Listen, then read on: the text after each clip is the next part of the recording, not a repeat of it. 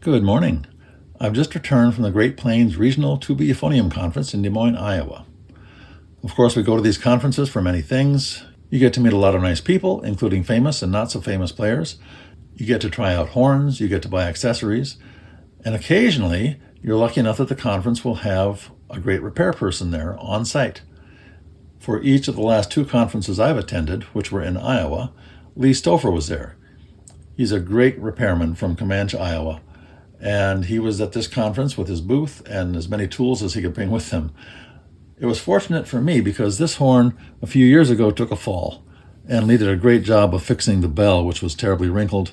Now you can't even tell where the problem was. One thing that has started troubling more recently because of that fall is the fourth valve slide here.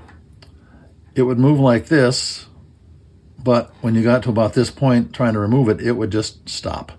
It got stuck, so I couldn't get it back in and couldn't get it out. The last time it happened, it took me about 10 minutes to finally get the slide out so I could re-lubricate it, which makes it a little better, but it still is very problematic. I took this to Lee Stofer, and within about 15 minutes, he had it working beautifully. So the slide comes out smoothly now, just as it's supposed to. Goes in just as easily. You notice I'm not holding onto the horn here. I'm just using one hand to do this. It was fun to watch Lee work and see the tools he used to fix this slide.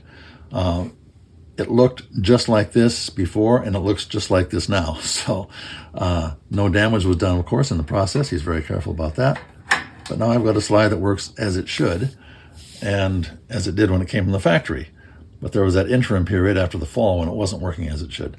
So great thanks to Lee Stofer, and a great reminder that there's a lot to do at these conventions. There's a lot of advantages to going, and here's just one small advantage. Thanks for listening.